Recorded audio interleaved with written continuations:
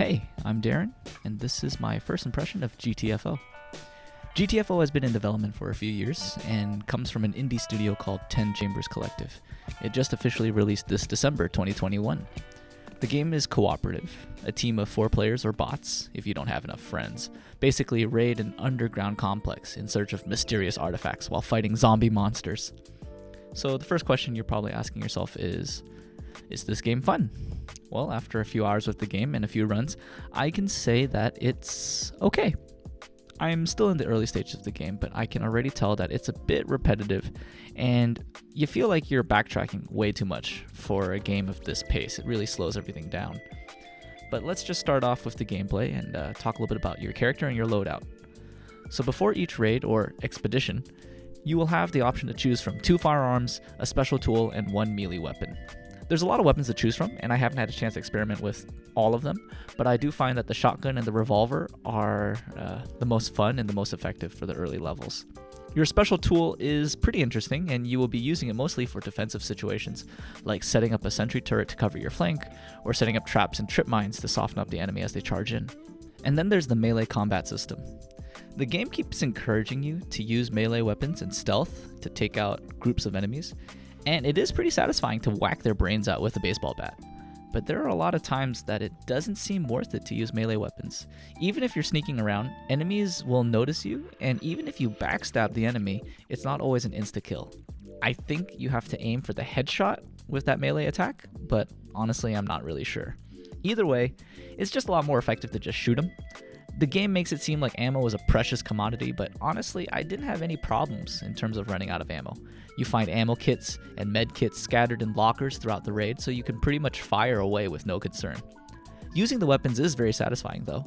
I really liked using the revolver and the DMR, but you are stuck with the same loadout for the entire raid. So once you choose your 2 weapons, you're kind of stuck with them for the next hour or so. And it does get a little bit boring when you're using the same revolver on the same zombie enemy for the next hour or 2 of your life.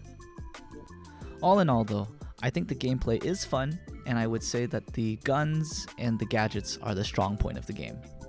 But the problems really start to come up when you talk about map design and exploration elements. So the first problem I have with the game is that the rooms feel really boring. Every room feels the same as the last one, with that kind of same old modern punk horror feel. There's a cool moment where you are transported to another environment for a few seconds, but that was really short, and it's not something that happens all that often. As it stands now, I've gone through about 3 hours of the game, and I honestly couldn't describe any particularly unique or exciting settings outside of just one. But I won't talk about that one because it seems like an important plot point for the game. Anyway, boring environments alone, that's not the biggest problem. The bigger problem here is how much backtracking I have to do in this game. I walk up to a door, it's locked. Where's the key? You gotta go to a terminal to find out. So now you gotta find the terminal. You usually gotta walk all the way back to the main hub, and then at the terminal it'll tell you the key is some other place. So now you gotta go there, you gotta find the key, and now you gotta walk all the way back from where you found the key to the original door just to open it, and then you can progress forward. And this seems to be the only real quest or mission in the whole game. You just go to this room, grab this key, bring it back, open the door, rinse, repeat, recycle. It's boring. Every room looks the same, every room is filled with the same enemy, and every encounter feels about the same, because you always have the same loadout for the entire run. I really wish that you could find shortcuts, or you could open up a new pathway to explore the map, but I haven't come across any mechanics that really let you open things up or explore the map in new ways, so that's really a shame.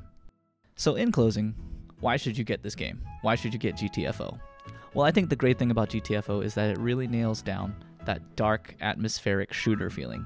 And it has great gunplay, but that's just one note, and that one note has been repeated over and over throughout the whole song. Eventually you just get tired of hearing it, and not even Neil Young could make a one-note solo interesting over the course of an hour or 2. Even if you're playing this game with a full party of 3 friends, I don't think it's that engaging. There are other games that give you more spice. Honestly, this is just Left 4 Dead without the enemy variety, and you have to backtrack through the level every 15 minutes. Please, in closing, remember that all of my comments so far are only after about 3 hours with the game. It could get better, It could get worse, but these are just my first impressions. I think the game has great potential. It has great guns, it has cool gadgets, and it has a mysterious artifact that seems to be pretty exciting in terms of story. But it just needs a lot more variety in terms of enemies, in terms of its setting, and please just get rid of all the backtracking. Well, that's all I have for today. Thanks for watching, and see you later. Alright, I guess this is the only way to go. I don't see anything else. Alright, let's do it. Let's go for it. I feel like this is basically Super Mario. We're in the pipes. Yeah. Did it.